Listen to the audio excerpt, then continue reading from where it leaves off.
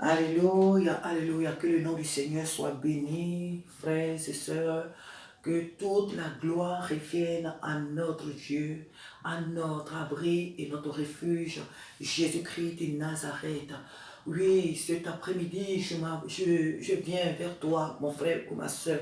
Je viens à toi, ami, pour t'apporter cette exhortation qui est dans le livre de 1 Roi, chapitre 21, à partir du verset 1 au verset 4, que nous allons méditer. Que Dieu nous fasse du bien, car sa parole est celle-là qui fait toujours du bien. Alléluia. Nous lisons. Après ces choses, voici ce qui arriva. Naboth de Jezreel, ce qui arriva. Naboth de Jezreel avait une parcelle, une vigne à Jezreel, à côté du palais d'Akab, roi de Samarie. Et Akab parla ainsi à Naboth, cède-moi ta vigne pour que j'en fasse un jardin potager, car elle est tout près de ma maison. Je te donnerai à la place une vigne meilleure, ou si cela te convient, je te paierai la valeur en argent. Mais Naboth répondit à Akab, que l'Éternel me garde de te donner l'héritage de mes pères. Akab rentra dans sa maison triste et irrité à cause de cette parole que lui avait dite Naboth de Jezreel. Je ne te donnerai pas l'héritage de mes pères. Et il se coucha sur son lit, détourna le visage et ne mangea rien. Alléluia. Alléluia. Voilà ce que la parole de Dieu est en train de nous apporter. Ce message est vraiment merveilleux. Il y a là, dans cette histoire, un homme, un pauvre, je dirais un pauvre paysan, oui, le frère Naboth. Cet homme avait reçu de la part de ses pères un héritage. Un héritage qui était une vigne. C'était ce que ses pères lui avaient légué. Et la Bible nous précise bien qu'il n'avait qu'une seule, il avait une vigne. Alors, le roi Akab, qui était le roi d'Israël, vient un jour voir le frère Naboth pour lui dire de lui céder sa vigne. Pourquoi voulait-il cette vigne? Dit-il, c'est parce qu'elle se trouvait auprès de sa maison. Akab qui était le roi d'Israël, Akab qui avait tout à sa portée dans tout le pays d'Israël, Akab qui avait toutes sortes, mais vraiment de richesses, de biens. Pourquoi est-ce que c'était la seule vigne de Naboth qu'il voulait? Pourquoi est-ce qu'il fallait à ce roi la vigne de ce pauvre paysan? Et la Bible nous dit donc qu'il est allé le voir pour lui demander de lui céder sa vigne. Mais cet homme résolu, cet homme qui connaît son identité, va résister à Akab en lui disant que l'Éternel me garde de te céder la part que mes pères m'ont léguée. La parole de Dieu nous dit que Akab, sur le champ, il n'a pas réagi. Il n'a pas montré à Naboth qu'il n'était pas content. Mais il rentre chez lui frustré. Et quand il arrive, il se couche, tournant le visage contre le mur de colère. Il ne s'en revenait pas. Comment est-ce qu'un pauvre paysan, un homme sans défense, peut lui tenir tête? Ce qui va nous intéresser dans ce passage, frères et sœurs, c'est la résolution de Naboth. Naboth qui connaît son identité. Naboth qui connaît la valeur d'un héritage. Oh, alléluia. Naboth qui sait ce que c'est que de préserver ce qui est à soi. Oh, alléluia. Les mots me manquent. Vraiment, les mots me manquent. Quand je vois l'attitude de ce frère, quand je vois l'attitude de cet homme, je dis, oh là là, quelle audace, quelle fermeté, quelle résolution. Ce passage fut celui sur lequel le Seigneur nous a conduits le dimanche dernier avec mes frères à l'église. Et le Seigneur me le met à cœur encore cet après-midi de le partager avec toi. Comme la parole de Dieu nous le montre si bien, Akab ici est l'image de Satan. De Satan qui convoite la vie que Dieu nous a donnée. Le diable, il est dans ce monde. Il a toutes sortes de biens dans ce monde. Il n'est pas encore en enfer.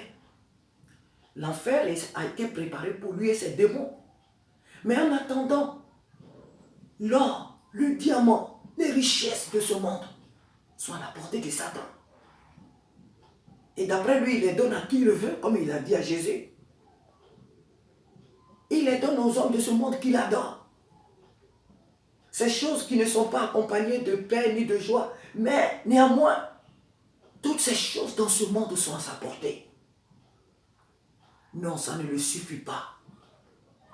Il veut le salut que Jésus nous a donné, nous en tant qu'enfants de Dieu. Vous voyez, Naboth n'a pas été complexé face à Akab. Oh, moi je suis un pauvre. Oh, moi je n'ai pas d'armée pour combattre le roi Akab. Oh non, je ne suis pas comme ça. Oh, moi je suis pauvre. Qu'est-ce que je peux faire contre un roi? Naboth connaissait son identité. Et parce qu'il connaissait son identité, il a été ferme vis-à-vis d'Akab. Je ne te céderai pas l'héritage de mes pères. Tu peux me tuer, tu peux faire tout ce que tu veux, mais ce que mes pères m'ont laissé, la parcelle de terre, la vigne que mes pères m'ont laissé, je ne vais te la laisser, je ne vais pas te laisser la prendre en échange de quoi que ce soit. Aujourd'hui, en tant qu'enfant de Dieu, il y a des personnes, des chrétiens, qui ignorent leur identité. Ils ignorent tellement leur identité que dans l'église, ils préfèrent jalouser les autres. Les frères, les sœurs qui connaissent leur identité sont enviés, jalousés, méprisés par certains frères et sœurs qui sont dans l'église.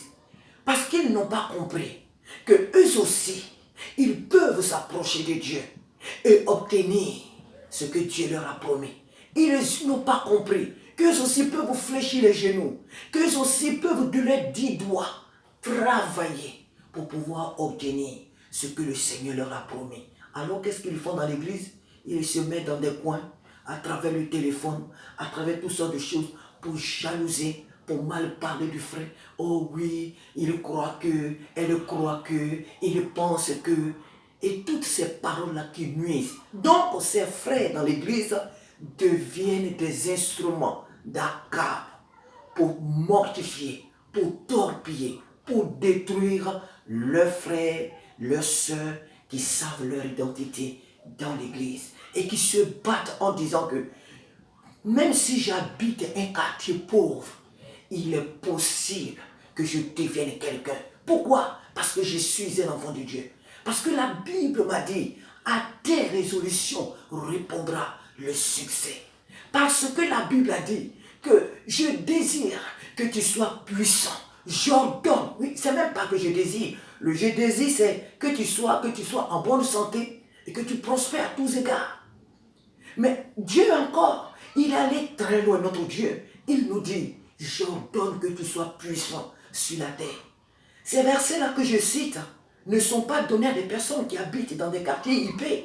Ces versets ne sont pas donnés à des personnes qui sont, je ne sais pas, de forte corpulence, qui ont une intelligence, je ne sais pas, spéciale, qui sont des savants, ou qui sont des prédicateurs, qui sont des pasteurs, qui sont des évangélistes, qui sont des rois ou des apôtres. C'est une parole qui est donnée à tout enfant de Dieu. Et chaque enfant de Dieu doit connaître son identité. Si mon frère est un commerçant, peut-être que moi je suis juge. Et si ma soeur est juge, peut-être que moi je suis médecin. Et si ma soeur est médecin, peut-être que moi je suis commerçant. Ou peut-être que moi j'ai un don pour faire la pâtisserie, pour faire telle ou telle chose. Peut-être que moi j'ai fait la coiffure. Peut-être que j'ai un don pour la coiffure. Peut-être que j'ai un don pour faire la couture. Mais chaque personne a reçu de Dieu un don particulier pour ne pas envier l'autre dans ce monde, pour ne pas envier son frère, pour ne pas envier sa soeur. Mais malheureusement, il y a dans l'église des personnes qui ne connaissent pas leur identité, qui ne savent pas que, ayant en eux le Dieu du ciel et de la terre, ils soient capables de réaliser des choses qui sont au-delà de leur imagination, qui sont au-delà de toute leur espérance, au point même que quelquefois, ces personnes rentrent, ces frères soi-disant, ces sœurs soi-disant, rentrent dans des compromissions, vont mendier dans le monde, vont faire la courbette au pied de ce monde pour pouvoir obtenir ce qu'elle veut ou ce qu'il veut. Mais encore, des fois même ce n'est pas le cas, mais s'ils restent assis là dans l'église pour mortifier les autres par leurs propos, par leur attitude. Frères et sœurs, Naboth savait qui il était. Naboth savait qu'un héritage, ça s'entretient. Naboth savait que même s'il était un paysan, même s'il était inconnu de son propre quartier, il avait une chose dont il devait prendre soin. C'était ce que ses pères lui avaient laissé. C'était ce que ses pères lui avaient donné comme héritage. Pour rien au monde, il n'allait céder ce que ses pères lui avaient laissé à un roi, aussi roi qu'il puisse être, aussi puissant qu'il puisse être. Il n'avait pas cédé ce qui était à lui, à un roi quelconque. Ma soeur, n'as-tu pas laissé ton héritage à l'ennemi? N'as-tu pas laissé les dons que Dieu t'a donnés à l'ennemi? Mais encore, je vais encore aller un peu plus loin. Beaucoup d'entre nous, il n'y a pas que les dons matériels, mais beaucoup d'entre nous ont reçu des dons. Il y a des femmes qui sont appelées au ministère de la prédication de la parole de Dieu. Il y a des femmes qui sont appelées à faire beaucoup de choses dans la maison de Dieu. Il y a des frères qui sont appelés à exercer des ministères dans la maison de Dieu, mais qui sont assis là et qui ne font rien. Et qui sont assis là dans l'église en spectateurs. Et ce sont ces personnes-là qui savent que l'autre prêche bien, l'autre ne prêche pas bien, l'autre a le feu, non, il n'a pas le feu, non, il devait faire ceci, ce pasteur devait faire ça, celle-là devait faire ça, et elle ne fait pas. Ils sont là pour décortiquer le comportement des autres. Eux, ces frères, ils ne se mettent jamais sur la scène, mais ils sont toujours à l'extérieur. Ils sont toujours assis dans la foule pour pouvoir mieux mortifier les autres. Si tu connais ton identité, tu sauras te tenir debout dans la maison de Dieu. Si tu connais ton identité, tu sauras que Jésus-Christ t'a sauvé pour le servir. Et tu te tiendras à ta place. Même si tu es un Jonathan, oui, Jonathan, qui était prince, qui était le futur roi, mais qui a accepté de marcher avec David, qui a aimé David et qui a accepté d'être même le deuxième dans le royaume. Même si tu dois t'asseoir au fond de la salle dans l'église, mais avec le don que Dieu t'a donné, si tu es conscient de ce à quoi Dieu t'a appelé, tu pourras exceller, mon frère, ma soeur, dans ce que le Seigneur t'a donné de faire pour la gloire de son nom et pour toi-même ton épanouissement. Alléluia.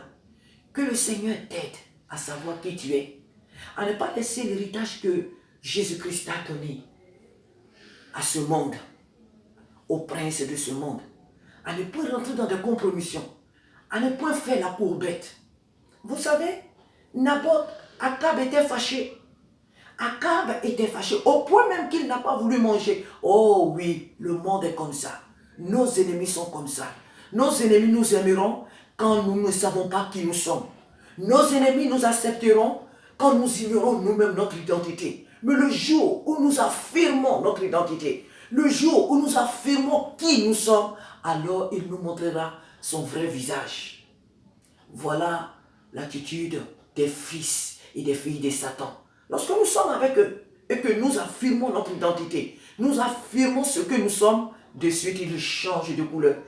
Parfois, même deux fois, je dirais même que Dieu nous fait deux fois grâce pour nous éloigner de ces genres de personnes.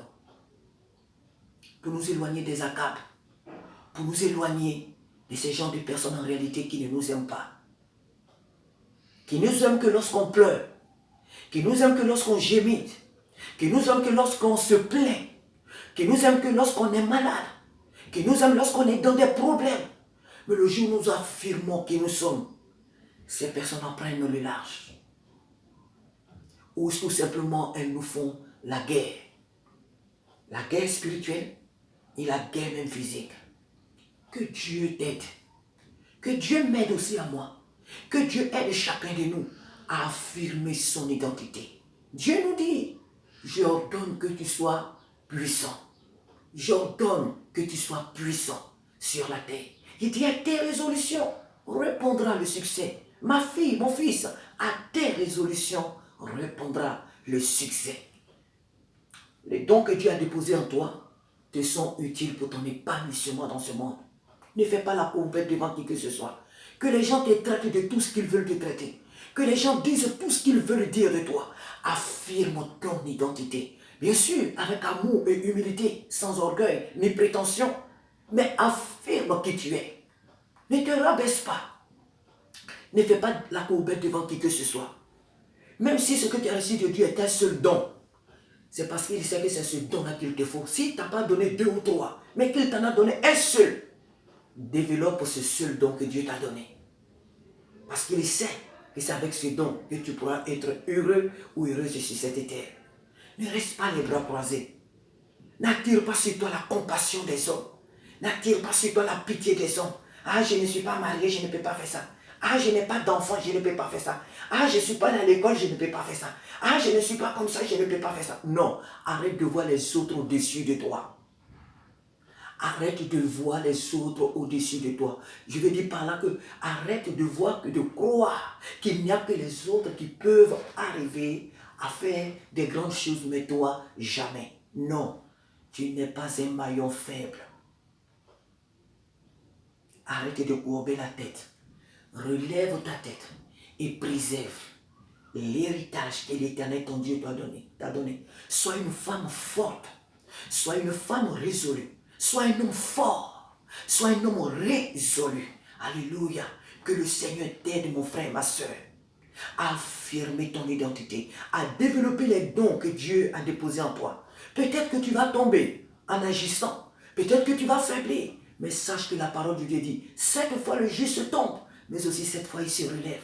Même si en commençant une activité, même si tu commences à te faire quelque chose et que tu n'arrives pas, tu n'es pas trop confiant, tout ce qu'il te faut, c'est la persévérance. C'est la persévérance. Même si tu échoues, repars encore. Même si tu échoues, relève-toi encore. Car tout est possible à celui qui croit. Dieu aime ceux qui sont résolus. Dieu aime les personnes qui persévèrent. Dieu aime ceux qui osent. Dieu aime les personnes qui osent. Parce que le monde, il est à nous. Le monde nous a été donné. Le Seigneur Dieu nous a établis dans ce monde comme des dieux. Il dit, vous êtes des dieux et vous mourrez comme des hommes. Que le Seigneur t'aide, qu'il m'aide, qu'il aide chacun de nous. Pour nous qui avons accepté Jésus, pour nous qui avons reçu le salut en Jésus, nous devons savoir que tout nous est possible parce que nous avons en nous le grand Dieu. Nous n'avons pas fait pitié. Tu es dans une entreprise, tu fais pitié pour ne pas qu'on te licencie. Tu fais la courbette, tu rentres dans des compromissions parce que tu as peur d'être licencié. Non. Si tu sais que tu es mon frère, si tu sais que tu es ma soeur, tu dois honorer ton patron, tu dois aimer, respecter tes collègues, mais en aucun cas, tu dois baisser la tête pour qu'on te conserve dans une entreprise. Non, parce que tu es le fils et la fille du roi des rois. Si tu dois commencer une activité, lève-toi, prie et entreprends. Même si ça doit s'écouler, même si tu dois échouer, échoue. Dans l'échec, tu apprendras. Dans les échecs, tu apprendras. Mais du moment que l'idée te vient dans la tête de faire une chose, sache que c'est l'Éternel qui te dit, mon fils, ma fille, voilà ce que je veux que tu fasses. Du moment que tu as la volonté, le désir de faire la chose, lève-toi, ne te sous-estime pas. Ne te sous-estime pas, lève-toi. Et premièrement, mets-toi dans la prière. Et ensuite, lève-toi. Sois une femme forte. Sois un homme fort, je le répète. Sache qui tu es. Connais ton identité. Connais ta valeur. Parce que le grand Dieu vit en toi. Tu n'es pas né pour échouer. Et je le répète encore. Même si tu devais échouer, sache que dans l'échec, Dieu te parle. Dieu t'enseigne. Dieu t'instruit pour te rendre encore plus fort. Alors ne baisse pas les bras. Sois comme Naboth, si je peux le dire. Soyons comme Naboth, qui disons au prince de ce monde, je ne te laisserai pas prendre les dons que Dieu m'a donnés. Je ne te laisserai pas prendre ma maison. Je ne te laisserai pas prendre mes fils. Je ne te laisserai pas prendre mes petits-enfants. Je ne te laisserai pas prendre l'héritage que Jésus-Christ m'a donné, qui est aussi le salut, premièrement. Le salut que Jésus m'a donné. Je ne te laisserai pas me traîner dans la boue, dans l'iniquité, dans la désobéissance de la parole de Dieu, tout juste pour les miettes de ce monde. Je ne te laisserai pas piétiner ma maison. Que Dieu t'aide. Que Dieu nous aide. Voilà ce que le Seigneur m'a mis à cœur. Mon frère, ma soeur, que Dieu t'aide. Les temps sont difficiles, c'est vrai. Ils deviennent de jour en jour, des années en années, difficiles, c'est vrai. Mais tout est possible à celui qui croit. Parce que le Seigneur nous a dit, je suis avec vous jusqu'à la fin du monde. Et si le Seigneur est avec nous, qui sera contre nous? Si Dieu est pour nous, qui sera contre nous? Que les temps changent, que les circonstances changent, que les faillites, les problèmes économiques se dégringolent à travers l'humanité. Mais pour celui ou celle qui espère en l'Éternel, la victoire est acquise. La victoire est acquise. Pour celle ou celui qui espère en l'Éternel, oh alléluia, alléluia, le meilleur est à venir. Que Dieu nous aide, que Dieu t'aide. Si tu étais découragé, reçois cette parole. Sache que tu peux encore tout par la grâce de Dieu. Dis-toi que je peux tout par celui qui me fortifie. Si tu étais désemparé, si tu as tout perdu ou que tu avais tout perdu, sache que rien n'est perdu avec le Seigneur. Ton Père est le roi des rois. Notre Dieu est le Seigneur des seigneurs. Il est le Dieu tout-puissant. Il a l'or, il a l'argent, il est la richesse. Donc même si tu as perdu des milliards, sache qu'il est encore possible que tu te relèves. Si tu veux construire une entreprise, sache que cela est possible. Et je le répète, fléchis les genoux. Dieu te dira comment faire. Nous sommes nés pour exceller. Nous sommes nés pour aller de l'avant. Nous sommes nés pour triompher. Nous sommes nés pour marcher dans l'excellence. Nous sommes nés dans ce monde pour marcher dans l'excellence. Que Dieu te bénisse, que Dieu te fortifie, bien-aimé. Oui, que Dieu te fortifie. Prends courage, prends courage. Peut-être que tu traverses un temps difficile pour un être cher que tu as perdu. Peut-être que tu traverses un temps difficile parce que ta santé de jour en jour se dégringole. Mais le dernier mot, c'est Jésus qui l'a dit, ne t'inquiète pas. Ton Dieu est au contrôle. La seule chose qu'il ne faut pas faire, comme je l'ai dit le dimanche dernier, c'est de ne pas avoir un pied dans le Seigneur et un pied dans le monde. Si tu as tes deux pieds fermement dans le Seigneur, sache qu'il est au contrôle de ta vie. Mais si tu veux tenir la main de Satan et la main de Jésus, ça n'ira pas. Ta souffrance n'aura pas de fin. Et à la fin, tu seras déçu. Parce que l'ennemi ne donne que la déception. Mais si tu es consciente que tes deux pieds sont vraiment dans le Seigneur, ce n'est pas à toi de déterminer la fin de tes épreuves. C'est l'Éternel qui va le déterminer. Et sache qu'à la fin, peu importe le temps que cela va mettre, à la fin, tu auras dans ta bouche, oh alléluia, gloire à Jésus, gloire à Jésus, gloire à Jésus, gloire à Jésus. Tu penseras même qu'il n'y a que toi que Dieu aime dans ce monde. Tu te sentiras la seule aimée de Dieu. Parce que quand Dieu fait les choses à la fin, on dit tout simplement, merci Jésus. Alléluia. Construire une histoire, ce n'est pas facile. Raconter une histoire, c'est facile qu'à la vivre. Quand on raconte l'histoire d'une personne, on croirait que cette personne a, par claquement des doigts, a construit l'histoire. Une histoire, elle est difficile à construire. N'importe qui ne construit pas une histoire. Une histoire, elle est difficile à construire. Qu'à raconter. Alléluia. Mais il faut des hommes et des femmes forts, fortes pour construire une histoire. Pour qu'on parle de toi demain, il faut payer le prix. Pour qu'on parle de toi demain, il faut que tu payes le prix. Une histoire, l'histoire que tes enfants, tes petits-enfants vont raconter demain, elle est difficile à construire. Mais tu dois le faire. Si tu le veux, tu peux tout, mon frère, tu peux tout, ma soeur. Que le Seigneur te bénisse à construire ton histoire. Celle-là que l'Éternel a déjà dans sa préscience, a déjà construit pour toi. Il te faut tout simplement y entrer. Peu importe les turbulences, il te faut passer par là. Je prie que Dieu t'aide à travers ce message. Je prie que tu sois une femme résolue. Je prie que tu sois un homme résolu. Je prie que tu sois une famille résolue. Que tu saches que le Dieu qui est en toi est un Dieu à qui rien n'est impossible. Même si ce que nous voyons autour de nous nous montre le contraire de ce que nous pouvons espérer, mais celui qui croit en l'Éternel ne sera jamais dans la confusion, ne marchera jamais dans la confusion. Que Dieu te bénisse. Que Dieu te bénisse et à très bientôt. Au nom de Jésus. Amen. Alléluia.